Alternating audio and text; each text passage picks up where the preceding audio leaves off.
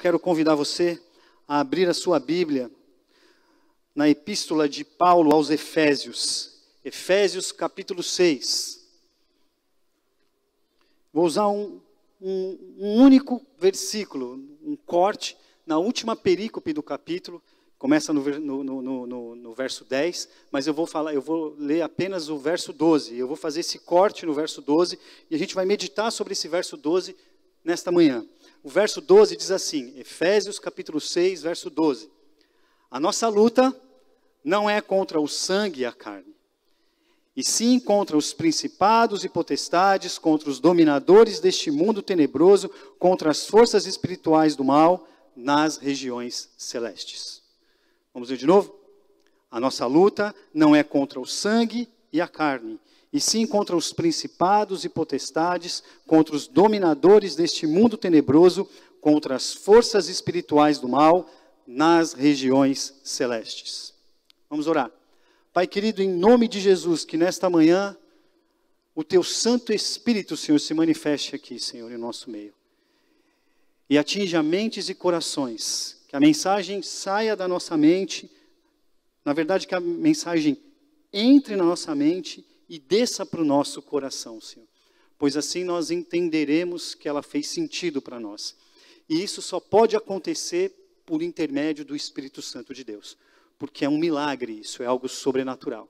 Então, Senhor, nós rogamos a Ti que nesta manhã este milagre aconteça aqui na Tua casa. Em nome de Jesus, amém.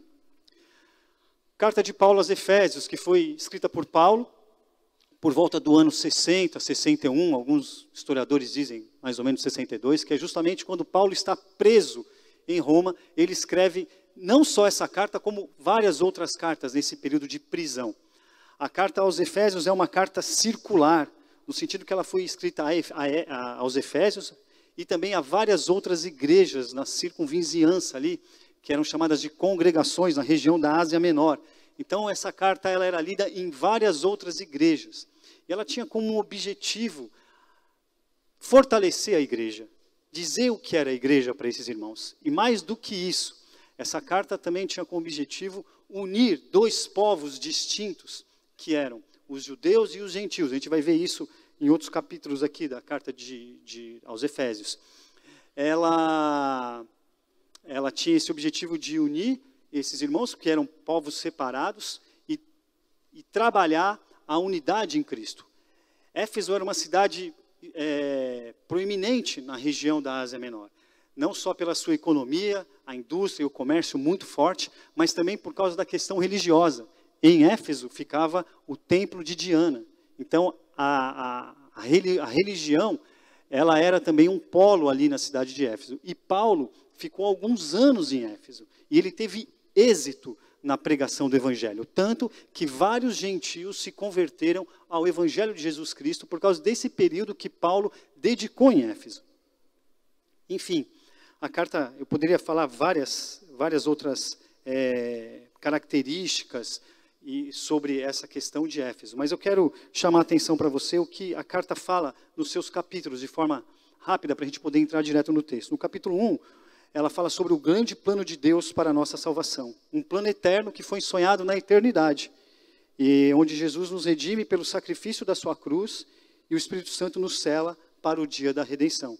No capítulo 2, Paulo aborda o tema de como Deus nos tira da morte para a vida. Onde nós estávamos condenados, mortos, e Cristo nos resgata através da sua graça maravilhosa. O capítulo 3, ele revela o grande mistério de Deus através do Evangelho. Deus inclui judeus e gentios em um único povo. E isso é um milagre que acontece. Porque até então eram povos separados, eram inimigos espirituais. O capítulo 4, ele fala sobre a necessidade de sermos um só corpo. E é muito importante isso como igreja. Pensarmos pensarmos de forma igual, agirmos do mesmo modo, porque nós somos um só corpo. Então, a unidade e a santidade é trabalhada nesse capítulo. No capítulo 5, Paulo diz que precisamos ser cheios do Espírito Santo. Trata dos relacionamentos. Se você for lá no capítulo 5 de Efésios, você vai ver ele falando dos relacionamentos nas mais diversas esferas que esses relacionamentos acontecem. Na igreja, em casa, na família, tem conselhos práticos para isso. E por fim, no capítulo 6, Paulo nos fala de uma grande batalha. A gente vai dar uma ênfase aqui nesse assunto hoje. Que é uma batalha que não tem trégua, não tem paz. É uma batalha que acontece 24 horas por dia. É uma batalha que não acontece no plano humano, acontece no plano espiritual. Então ele começa o capítulo 6 falando sobre isso, e eu vou destrinchar um pouco esse versículo. Então esse versículo começa assim, dizendo, nossa luta. Quando ele fala nossa luta, significa que existe uma luta. E que muitas vezes a gente nem sabe que existe, ou que a gente talvez esteja lutando a luta errada. Ou talvez a gente nem esteja preparado para essa luta, mas o fato é que existe uma luta. E aqui, de acordo com Paulo, na carta aos Efésios, são duas lutas. A luta contra carne e sangue, que a gente vai explorar, e a luta contra principados, potestades, nas regiões celestes e tudo mais. Esses dois tipos de luta nós vamos trabalhar nesse texto. Mas o fato é que você precisa entender que existe uma luta. E que ela está acontecendo agora, nesse exato momento. E que muitas vezes nós não nos atentamos a essa luta.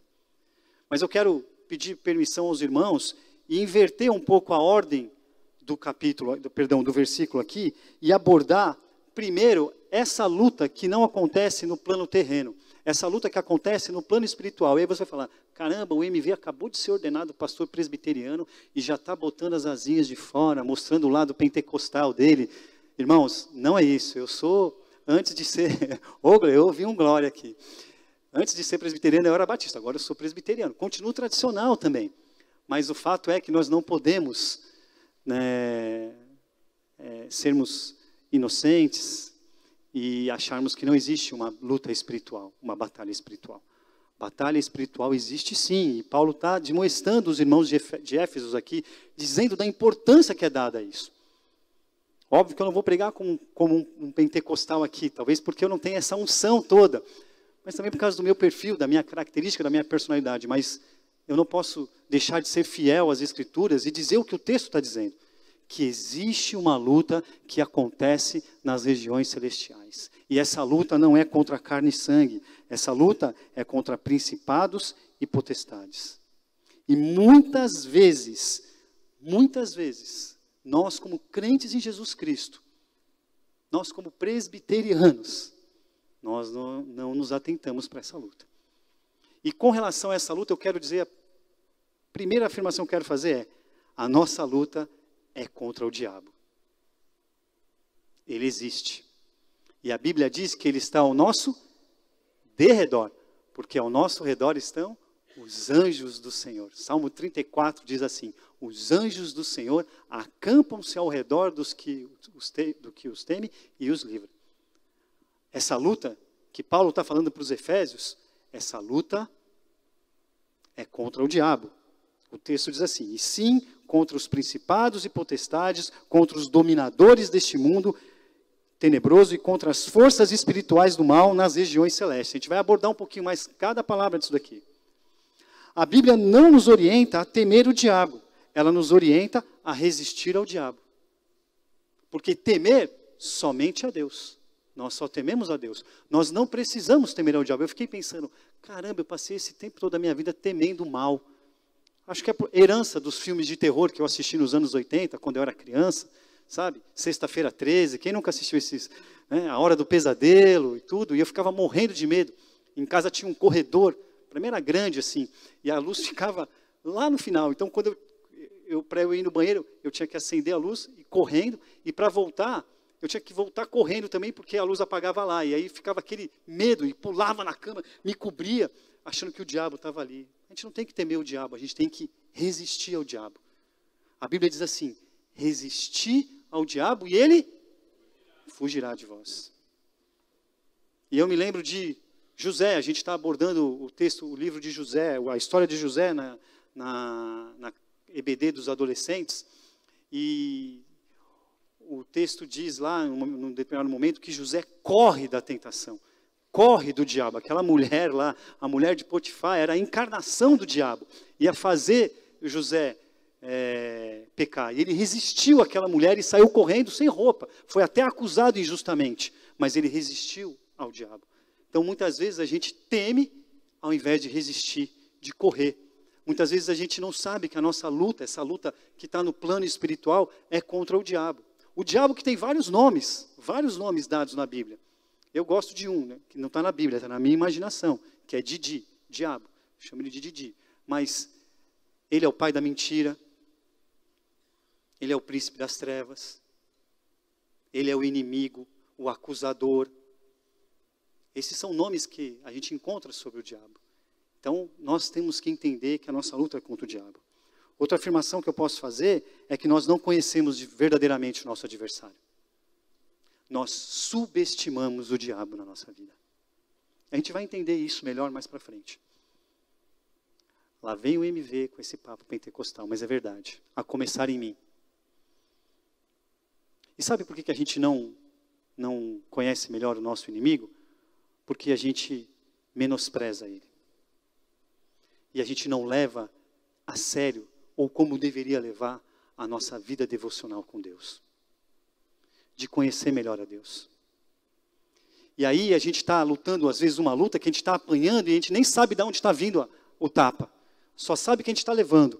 E aí pede oração, e aí isso e aquilo, e tenta lutar contra com as nossas próprias forças. E a gente esquece que não é com as nossas próprias forças que a gente vence essa batalha. É na força do Espírito. O mal possui uma organização. Mark Lloyd Jones diz assim: é a ordem da desordem. Presta atenção nisso. A nossa luta não é contra sangue e carne, e sim contra os principados e potestades, contra os dominadores deste mundo tenebroso, contra as forças espirituais do mal nas regiões celestes. Existe uma organização do mal aqui. Existem os diabinhos de primeiro escalão, segundo escalão, terceiro escalão, existem os snipers do diabo. Existe, o que a tua imaginação puder dar conta, existe. Existem os dardos inflamados de Satanás, existe, irmãos. É verdade. E eles são lançados contra nós diuturnamente. E não é que Deus permite que eles nos atinjam, porque a gente crê na soberania de Deus. Mas as brechas que nós damos na nossa vida, a nossa negligência com a nossa vida espiritual, a nossa baixa guarda, quando a gente baixa a nossa guarda, que a gente fala que está tudo bem, a gente está baixando a guarda, e eu disse aqui que essa luta é uma luta que acontece 24 horas por dia, todos os dias, que não tem descanso.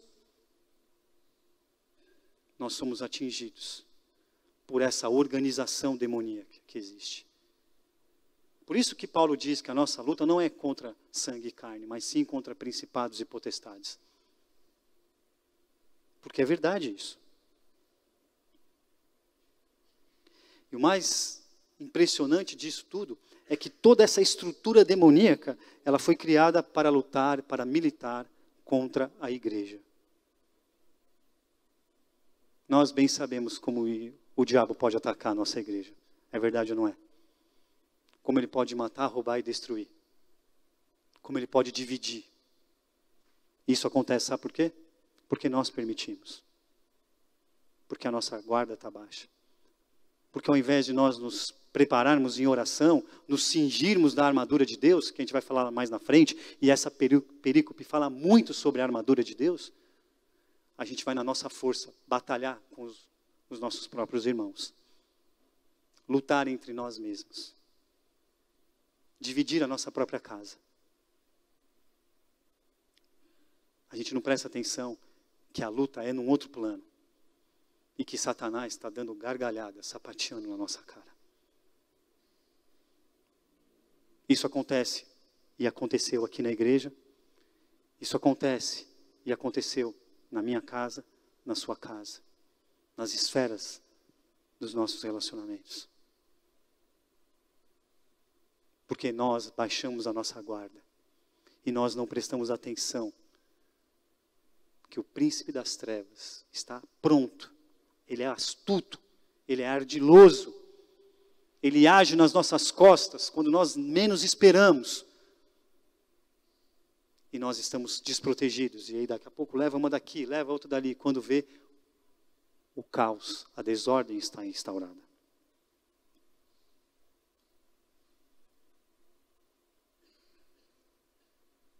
E a igreja sofre com isso. Interessante que eu fui dar uma lida nos textos de Jesus, e eu não vi Paulo, não vi Pedro, não vi João, e não vi nem o próprio Jesus brincando em algum momento com o diabo. Muito pelo contrário. Eles sempre o levaram a sério. Teve um episódio de Jesus que Pedro diz, tu és o Cristo. No instante seguinte, ele diz para Jesus que Jesus não vai para a cruz, e Jesus repreende dele, fala, arreda-te de mim, Satanás. Jesus ficava ligado todo o tempo, porque tudo era uma tentação para ele não ir para a cruz, e o plano da salvação era que Jesus fosse para a cruz. A luta de Jesus, eu vou falar isso mais para frente, não era contra a humanidade, contra o homem, contra carne e sangue. A luta de Jesus sempre foi contra o inimigo maior dele, o príncipe das trevas.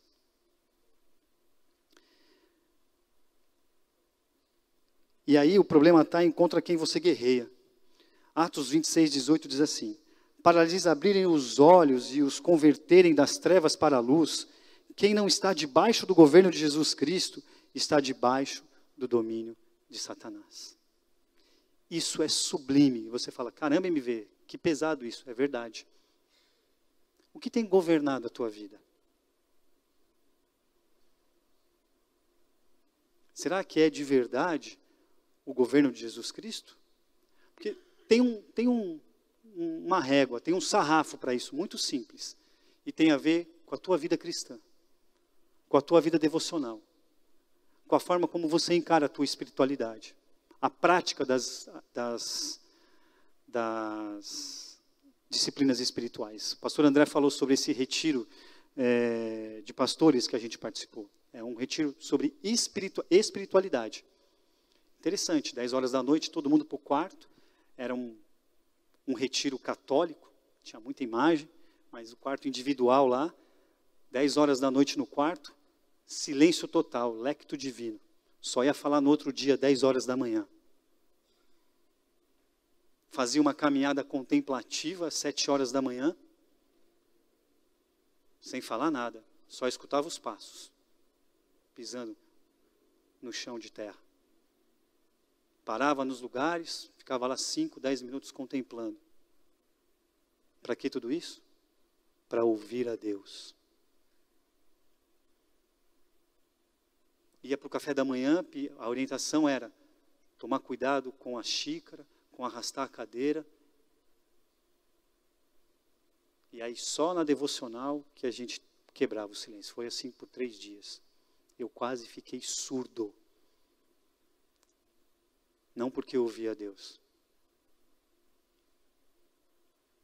Porque eu ouvia muitas vezes o diabo tentando a minha cabeça, os meus pensamentos, o meu coração. Não existe vida cristã sem as disciplinas espirituais.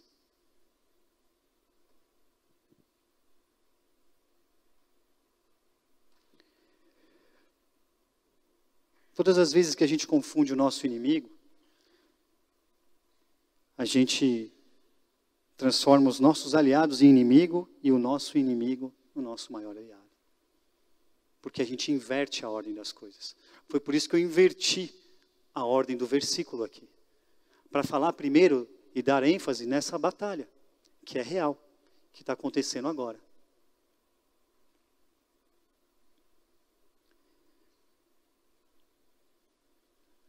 O diabo está atento a tudo, meus irmãos. O diabo quer matar, roubar e destruir. E por mais sério, mais pesado que seja isso, é necessário ser falado isso. Como é que anda a tua vida espiritual? Como é que anda a tua disciplina espiritual? O jejum, a oração, o tempo de qualidade que você passa com Deus. A gente teve que sair com um desafio de lá. O desafio que a gente saiu, pelo menos eu saí, é de ter mais tempo de qualidade com Deus. Mas é muito difícil. Eu cheguei em casa, minha filha estava tossindo a noite inteira. Como é que dorme a noite inteira? Eu já tinha me programado, vou dormir às 10 da noite, vou acordar às 6 da manhã, vou ficar 1 hora em oração, vou sair de casa, vou descer, vou ficar num lugar sozinho lá embaixo, 7 horas eu subo, levo ela para a escola. Não consegui fazer nesses 3 dias. Foram 3 noites praticamente em claro. Ah, a culpa é da doença. Olha Satanás aí, a gente sempre, né? Mas é espiritual isso. E eu louvo a Deus pelas orações dos irmãos, pela preocupação, porque a gente combate o inimigo em oração mesmo. E eu quero manter o meu propósito de ter uma vida devocional. Sabe por quê? Porque quando um pastor tem uma vida devocional, uma vida piedosa, uma vida voltada para Deus, o reflexo disso é na congregação, é na vida dos irmãos. Hoje a gente celebrou a ordenação dos diáconos. É a segunda vez no ano que eu chego aqui na igreja, 9 horas da manhã. A primeira vez foi no dia da minha ordenação. E na segunda vez, foi hoje, porque eu ia pregar. E eu agradeci a alguns diáconos aí. Porque normalmente eu chego aqui acelerado. Quem é da técnica sabe. Eu já venho no caminho mandando mensagem no WhatsApp. Pode falar, é coisa do diabo isso, né? Quem trabalha comigo aí, o pessoal da técnica, o pessoal do som, do louvor. É verdade. Porque a gente foca mais no serviço, na tarefa, do que nas pessoas, do que no culto em si. E a gente esquece que se a gente não fizer a obra, Deus vai fazer. Eu esqueço isso. E eu dou glória a Deus que a gente está com uma junta diaconal aí. Cheguei hoje, estava todo mundo aí de plaquinha. Vocês viram as plaquinhas dos diáconos? Coisa mais linda, né, gente? Nem escutou o MV falar. Tudo bem que eu importunei durante a semana, eu mando antes, né? Estou mudando o modus operandi. Mas na verdade eu não quero mais nem mandar nada. Eu não quero mais cometer esse pecado. Eu não quero mais ser instrumento de Satanás na vida dos meus irmãos. De falar com eles só na cobrança, só no exercício da função. Quero chegar aqui na igreja e abraçar cada um de vocês. E poder ministrar a paz de Jesus Cristo na vida de vocês. Porque a paz de Jesus Cristo gera vida.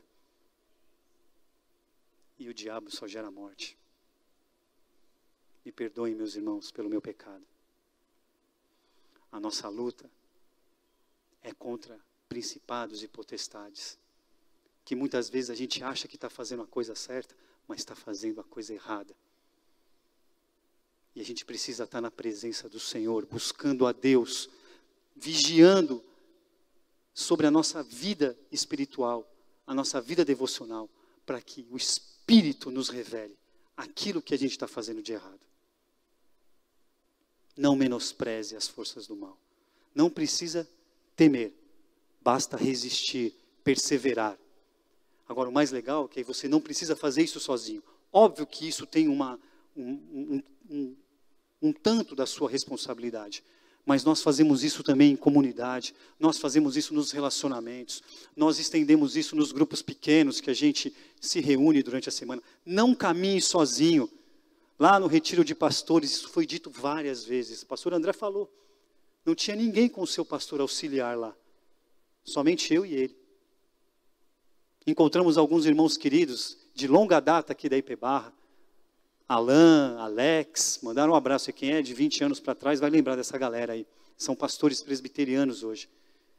E falaram de forma saudosa da IP Barra, elogiaram a IP Barra, agradeceram a IP Barra. Essa é uma igreja de Jesus Cristo. E nós seguiremos perseverantes na luta contra o inimigo.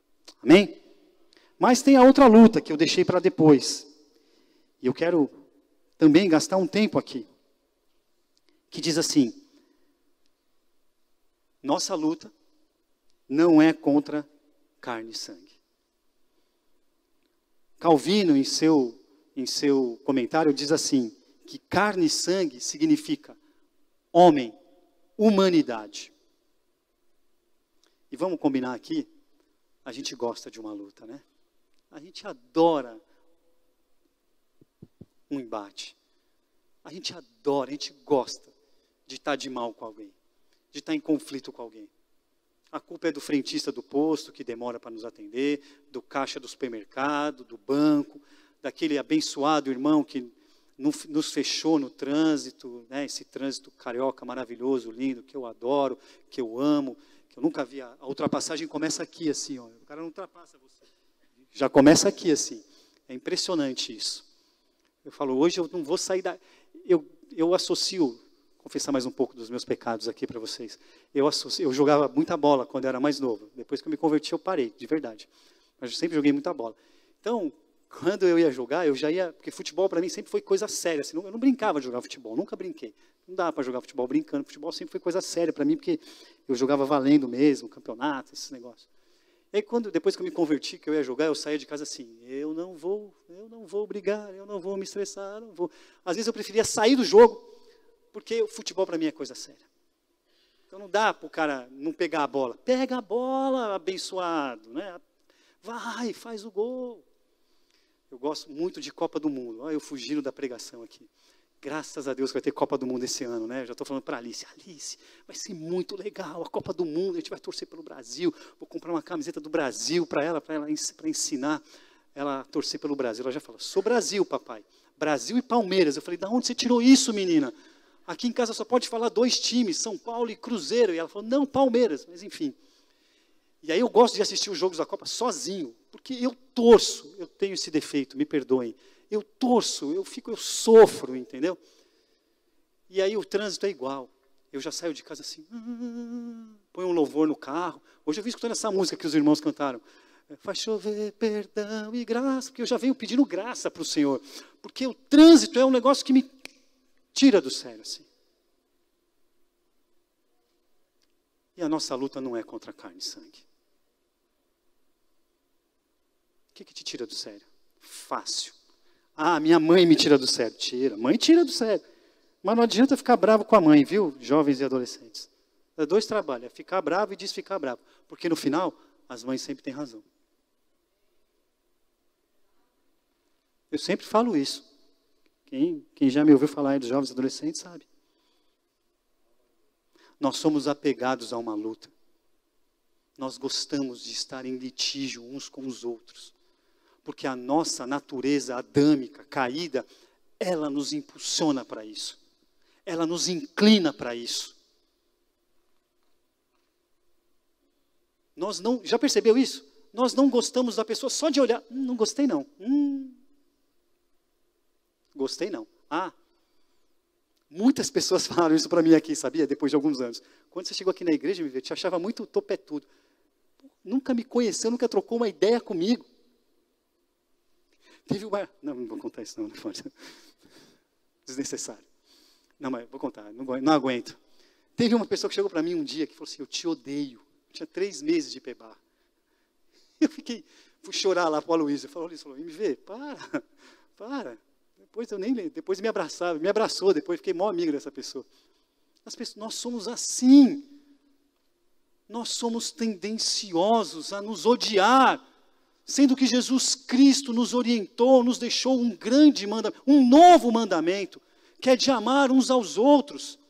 Amar a Deus acima de todas as coisas e amar uns aos outros.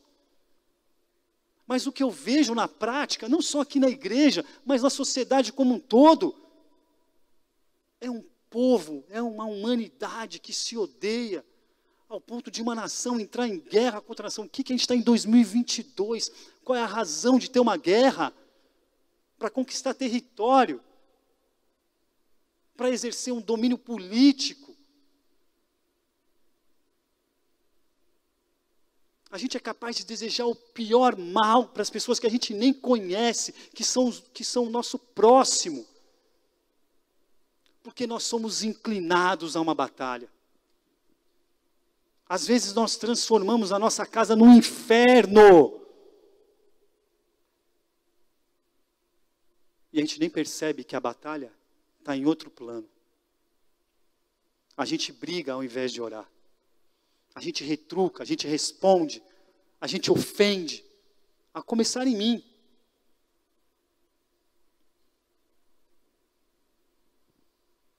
Nós lutamos uma luta errada. A nossa luta não é contra os homens, não é contra o irmão, o marido, a esposa, o primo, quem quer que seja. Nós lutamos contra o inimigo errado. Nós não sabemos escolher as nossas lutas. Quando eu casei, eu falei assim para a Tarsila, não significa que deu certo, mas a gente está tentando até hoje. Vamos escolher as lutas que a gente quer lutar, as brigas que a gente quer brigar. E aí a gente acaba brigando sempre pelas mesmas coisas, as mais idiotas possíveis. É assim em todo casamento. Porque não falou direito, porque não fez aquilo, porque deixou a coisa fora do lugar. Irmãos, é hora de confessar pecado. Eu sei que não é uma prática da igreja isso, mas se o sermão não tiver uma mensagem, não é um sermão. Quando era namorada da Tarsila, a gente morava em São José dos Campos, ela veio de Minas, foi morar com uma colega da cidade dela, e ela chegava em casa de vez em quando, e é assim até hoje, inclusive a minha filha é assim, ela chegava em casa e soltava o sapato, soltava aqui. E assim, quem me conhece um pouquinho mais sabe que eu já fui pior, entendeu? Sou organizadinho, você vai no meu guarda-roupa assim, tem uma paleta de cores assim, vai fazendo um degradê, a minha gaveta é toda arrumadinha, a roupa para passar, eu até dobro a roupa para passar, igual loja assim, sabe? A menina que vai passar lá em casa, sou eu. Aí a Tarsila chegava, ia, sabe? Aí o que eu fazia? Namorado, né? Ia lá, colocava aqui. Primeiro dia, assim, chegou do trabalho. Segundo dia, tal. No terceiro dia, quando eu fui pegar, ela falou, não, vai ficar aí. Aí o coração já começa, né? Falou, vai ficar aí. É meu, deixa aí. Aí eu pensei, mas a casa é minha. Aí pensei assim, nossa, nem casei, já está assim, imagina quando casar. Tá vendo? A gente é assim. E aí, para piorar, minha filha é igual, ela chega, ela nem está no elevador, ela já vai tirando. E já joga assim. Eu falo, Alice, não é assim não, tem que ter um mínimo de organização, um mínimo. Parece brincadeira, mas quando levado às últimas consequências, a gente vê casais em crise por situações menores do que essa. É verdade ou não é, Cris? Seu consultório está lá para provar isso. É a gente não enxergar no outro o Cristo que foi revelado para nós naquela cruz. Nossa luta não é contra carne e sangue, meus irmãos. É contra principados e potestades. Jesus nunca lutou contra carne e sangue. Já viu Jesus dando bronca em criança? Ô criança, para de fazer isso. Está desorganizando o templo aqui, o Santo dos Santos. Ô diácono, está errado aí. Não, peraí, Jesus brigou lá, bagunçou, quebrou tudo no templo. Ele se revoltou que o que fizeram com o templo do pai, a casa do pai dele, é diferente. Você não vê Jesus bater no boca, desce daí, você está em cima da árvore, vou comer na tua casa. Desce logo aí, ô miserável pecador. Você não vê Jesus fazendo isso. Você não vê Jesus entrando em embate com pessoas. Porque Jesus sabia escolher as suas lutas. Ele sabia qual era o inimigo dele. E ele sabia, pega Jesus e leva para onde? Para o deserto. Depois leva para onde? Para o pináculo do templo. E ele desistiu, porque Jesus resistiu. Mas ele continuava e continuava. Você vê Jesus tratando com Pedro, Pedro todo sanguíneo, vai lá, corta a orelha do soldado. Você não entendeu, Pedro, vai, restaura a orelha do soldado. Aonde Jesus passava, a paz vinha com ele. E sabe o que é mais curioso em tudo isso? É que ele nos comissionou a sermos como ele. E ele disse mais ainda, se você pegar aquela história dos discípulos, que ele diz assim, agora vocês vão em meu nome, ele libera 70, lembra daquela história? E aí vocês vão passando nas cidades, e vocês vão orar, vocês vão expulsar demônio, vocês vão curar, vocês vão agir, vocês vão fazer. E se eles não aceitarem, vocês fazem o quê? Batem o pó da sandália e saem. Jesus mandou lutar. Jesus mandou a gente lutar em prol do Evangelho, sermos gladiadores do Evangelho. Jesus mandou nós sermos iguais a Ele, em defesa do Evangelho. Onde é que está isso na Bíblia?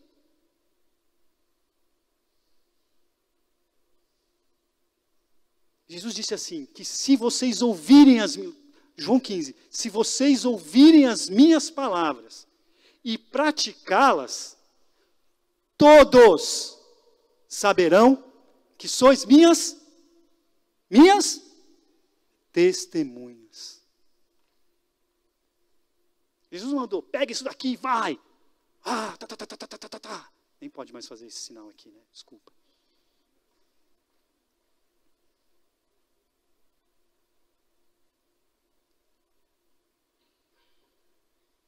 Eu não entendo isso. Eu não entendo isso, de verdade. A gente está lutando a luta errada. Na verdade, a gente está lutando uma luta de maneira errada. Totalmente despreparado. Você vai ver lá no final da perícope, eu vou chegar lá. Totalmente despreparado. E sabe o que o inimigo faz? O inimigo samba na nossa frente. Jesus nunca lutou contra pessoas. Jesus lutava contra o príncipe das trevas. Jesus nunca pediu para lutarmos contra carne e sangue, contra a humanidade. Muito pelo contrário, ele pediu para a gente amar uns aos outros. Amar uns aos outros.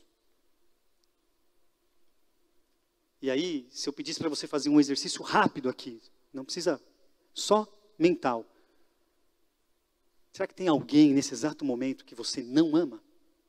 Não, esse nome não pode nem falar, não pode nem soar no meu ouvido.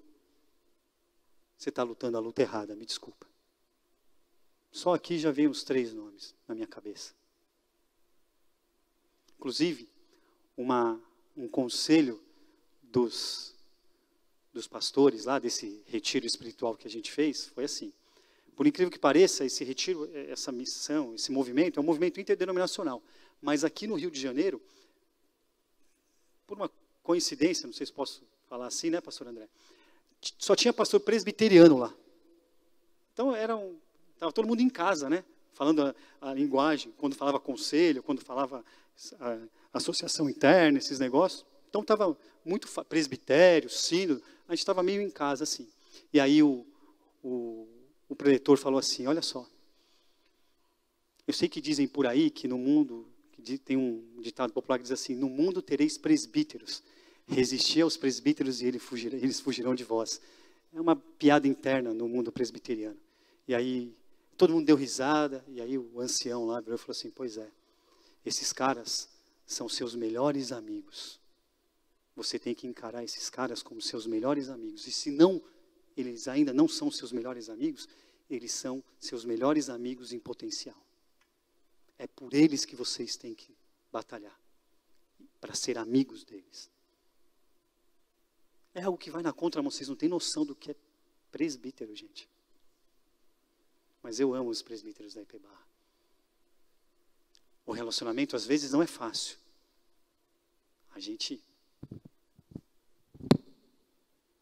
Mas em Cristo Jesus, aquilo que nos une é maior do que aquilo que nos diverge em pensamento, em ideologia e em qualquer outra coisa do mundo. E o que nos une é o amor de Jesus Cristo naquela cruz.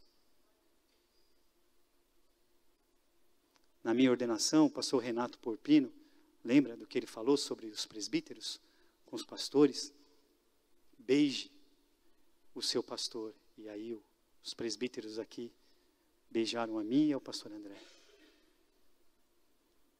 Mais do que um simbolismo, isso envia uma mensagem para a igreja.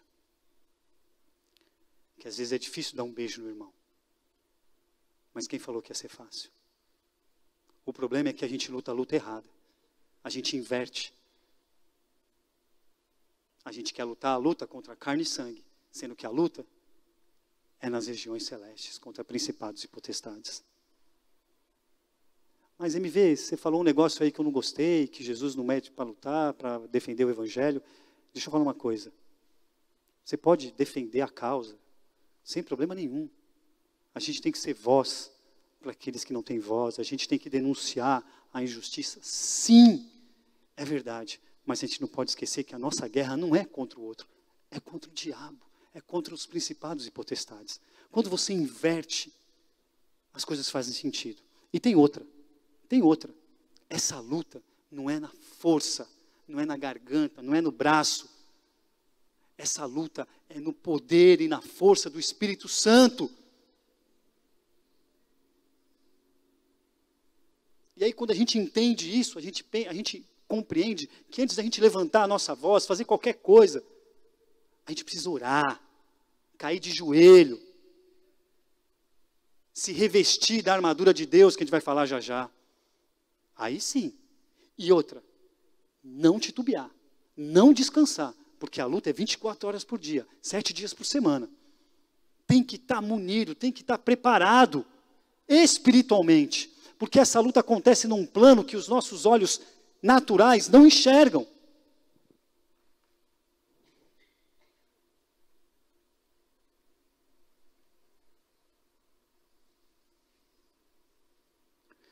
Não se trata apenas de batalha espiritual, mas sim de uma constante batalha contra a nossa incredulidade em Cristo.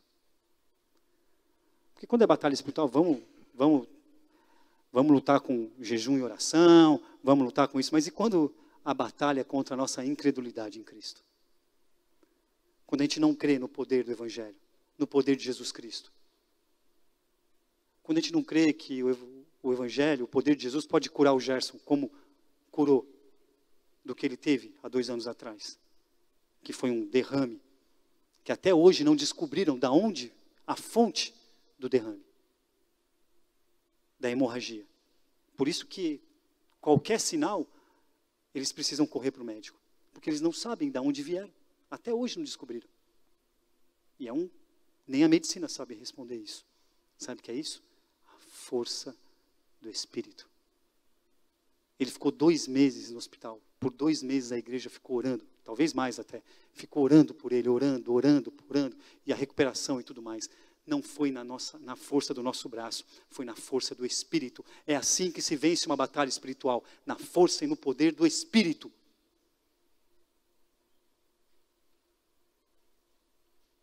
Para concluir. Como um bom pastor presbiteriano, 3 pontinhos para a gente concluir.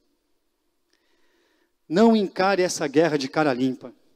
Seja fortalecido pelo Senhor na força do seu poder. O verso 10 diz isso. Se você tiver com a Bíblia aberta aí, você pode abrir. Verso 10. Minha Bíblia deu pau aqui.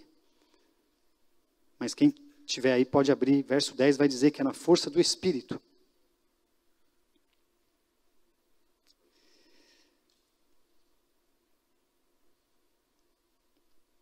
Porque essa força, esse poder, é o mesmo poder que ressuscitou Jesus Cristo dentre os mortos. É um poder transformador, é um poder sobrenatural, é um poder que ressuscitou Jesus Cristo. É nesta força que a gente vence essas batalhas. Segunda questão para a gente concluir. Não basta falar de poder, tem que experimentar. Buscar a Deus de tal forma que a transformação sobrenatural aconteça. Foco no relacionamento e na vida cristã. Tem a ver com a qualidade na forma em que buscamos a Deus. Tem que ser intencional. Não basta apenas seguir os protocolos. Vida cristã não é brincadeira. Tem que vigiar sempre. Importância da prática das disciplinas espirituais. Disciplinas espirituais. Disciplinas espirituais. Se é cristão, você precisa ser disciplinado espiritualmente. Para a qualidade da sua vida cristã. E isso vai refletir na tua vida como esposo, esposa, filho, filha, servo, serva, patrão, empregado, o que seja. Você ter uma vida espiritual de qualidade, onde você exercita as disciplinas espirituais. Você vai começar a enxergar essa luta espiritual. E você vai ver que não vale a pena esses embates contra a humanidade, contra o homem, contra o seu semelhante.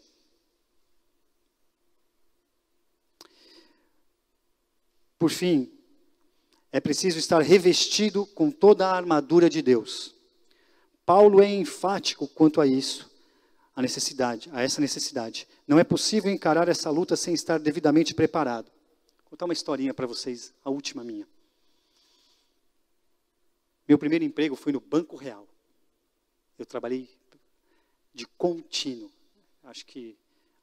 Era office boy. Tenho lá na minha carteira profissional.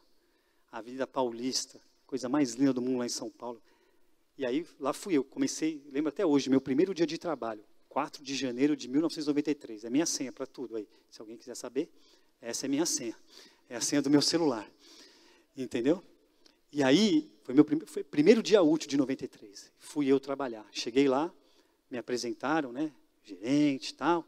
E eu fui trabalhar de office boy, né, gente? Tênis, calça jeans, camiseta. E aí, naquela semana, era uma filial, ficava na Avenida Paulista, a matriz era na Avenida São Luís, em São Paulo, lá no centro de São Paulo. Eu tive que ir na matriz, entregar os documentos e tal. Aí eu cheguei lá, mandaram eu entregar um documento na sala do diretor, seu José Maurício, lembro até hoje, bigodão assim, óculos, parecia um português. Aí eu cheguei na sala dele, quando eu cheguei, como é que ele estava vestido? Gravata. Roupa social, o blazer, né, o terno pendurado assim num cabide, né? Aí eu falei assim, entendi. Semana seguinte, segunda-feira, como é que eu chego na empresa? Social. Gel no cabelo. Aí, ninguém entendeu nada. Mas, como era um ambiente corporativo, dentro de um banco, uma grande instituição, então era mais um no meio de todo mundo. Só que eu era office boy, eu ia para a rua, sol escaldante, gravata, né? Mas olha que legal. Fui para a matriz. Tinha que ir quase todo dia para a matriz. Peguei o busão, desci, peguei a Paulista, desci a Consolação, desci lá no final da Consolação, fui andando na São Luís, até lá no final, quase na esquina com a Ipiranga. Cheguei na matriz, fui entregando os envelopes, o trabalho. Tinha um papel para o seu Maurício assinar. Aí eu fui na mesa dele e deixei. O seu Maurício está aqui. Ele estava no telefone, ele olhou para mim. Ele só um minutinho. Ele me chamava de Vinícius. Vinícius, vem cá. Desligou o telefone, senta aí. Eu falei. Aí eu comecei a ficar com medo, né? Porque nunca falou comigo. Qual que é o seu nome? Marco Vinícius, tal. Me perguntou um pouco. Que legal. Aí ele falou assim, por que você está vestido assim? Aí eu virei para ele assim, falei assim,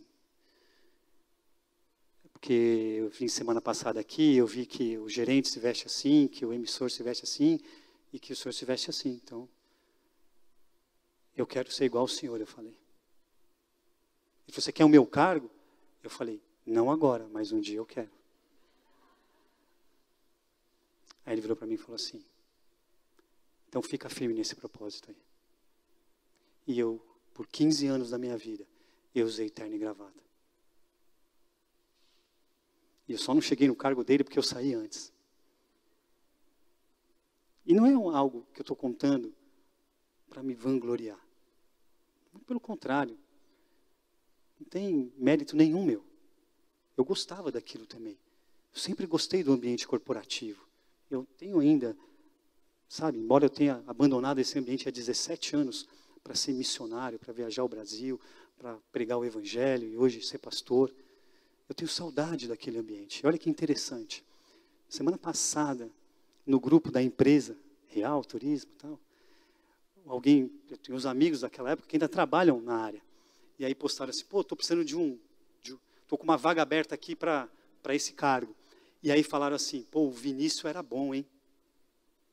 Lembraram de mim, ele era o melhor para o perfil.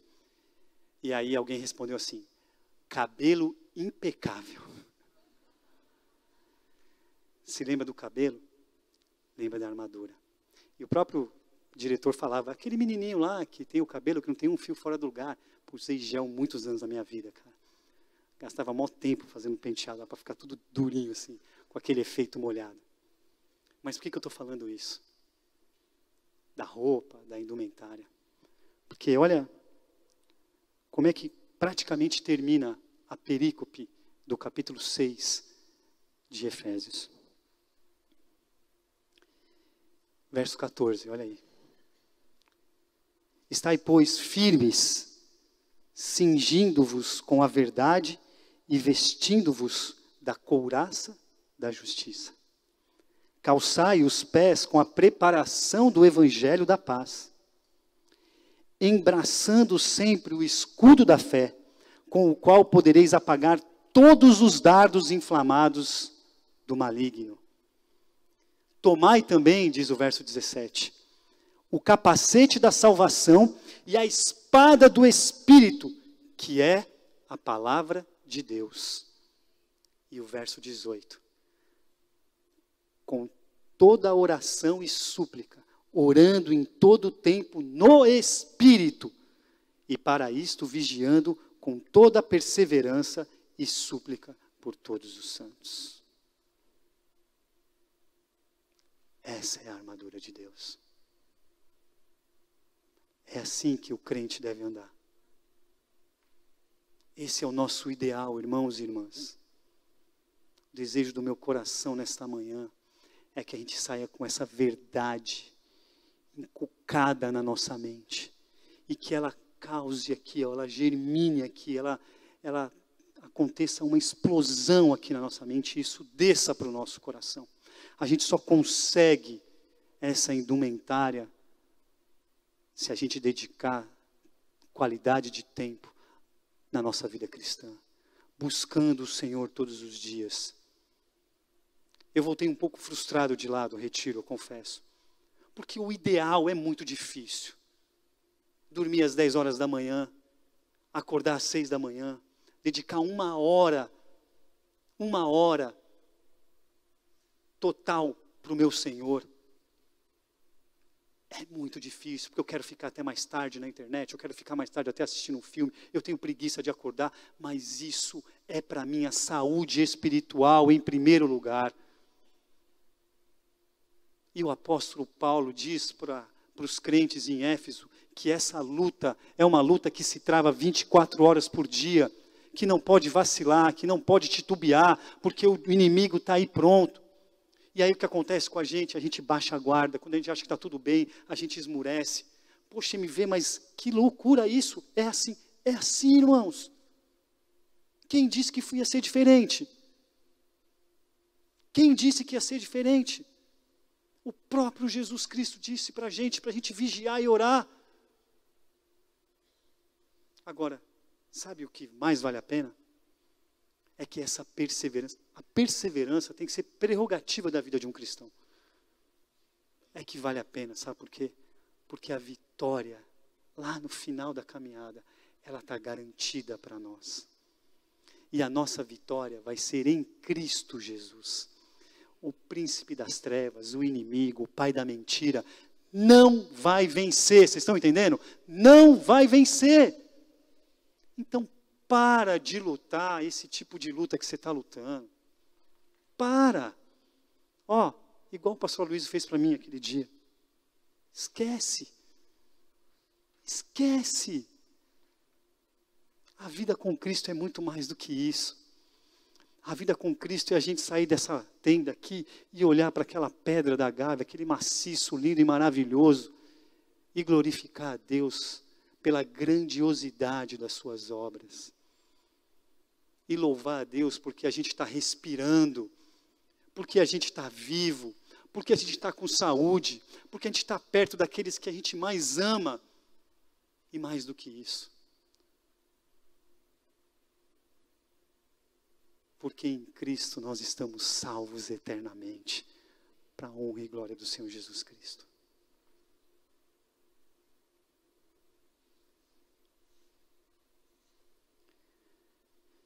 Porque a nossa luta não é contra o sangue e a carne, e sim contra os principados e potestades, contra os dominadores deste mundo tenebroso, contra as forças espirituais do mal nas regiões celestes. Irmãos e irmãs, prestem atenção nas lutas que vocês estão lutando.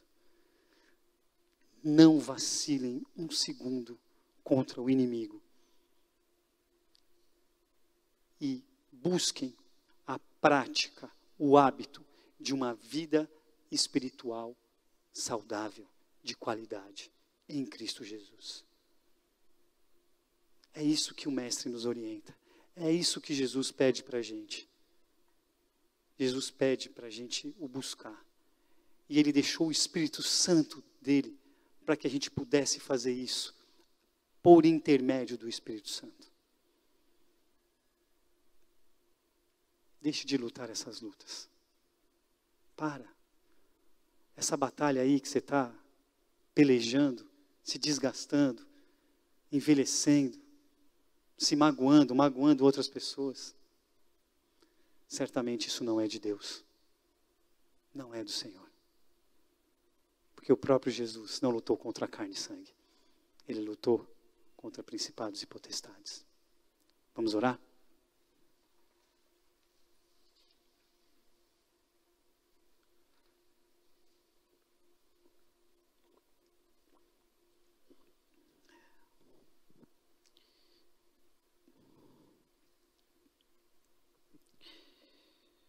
A nossa luta não é contra carne e sangue. Jesus, eu quero orar, Senhor, para que o Senhor está à frente das nossas lutas. Que o Teu Santo Espírito está militando por nós.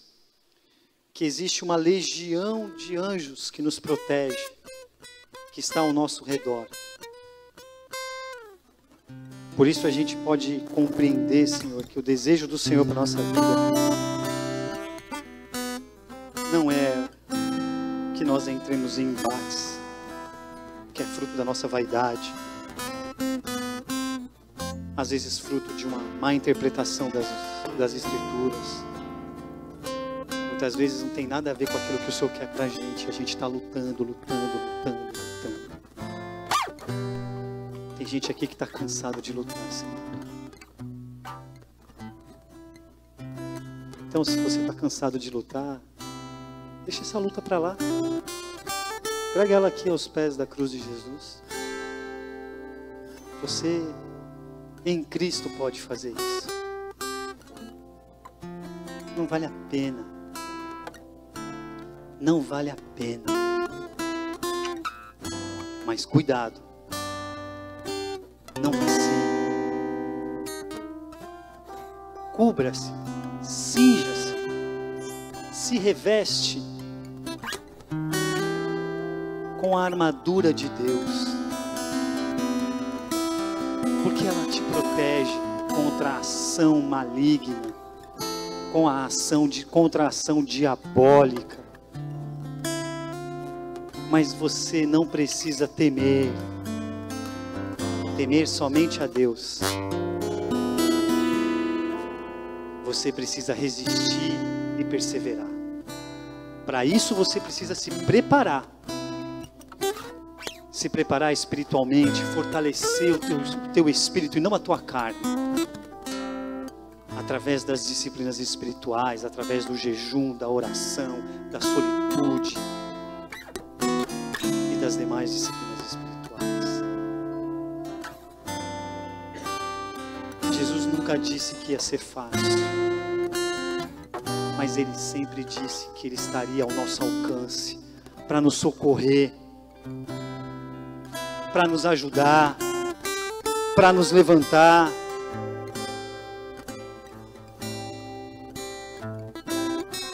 Esse é o nosso Jesus maravilhoso, que nos ensina a partir do seu exemplo. Pai, em nome de Jesus, Senhor, eu oro pela vida espiritual dos membros dessa igreja, a começar em mim, Deus, a começar em mim, Senhor.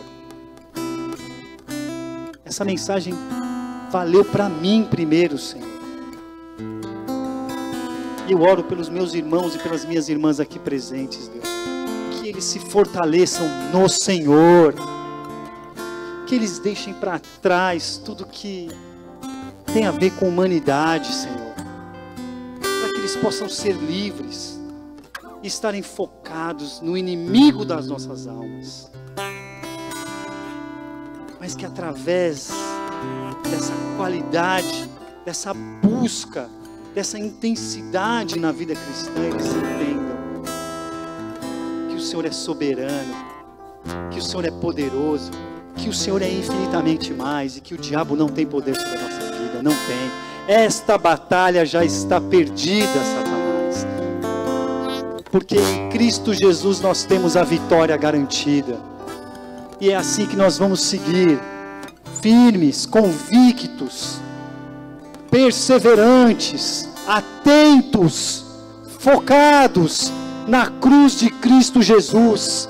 Porque a nossa coroa, a nossa recompensa, ela está garantida na cruz. E aí a gente vai chegar no final da nossa caminhada. E o próprio Jesus vai dizer: servo bom e fiel, entrega aqui a tua bolsa. Vem desfrutar, vem gozar da paz eterna, da salvação eterna, da glória eterna do Pai Celestial. Obrigado, Deus, porque nós temos essa certeza.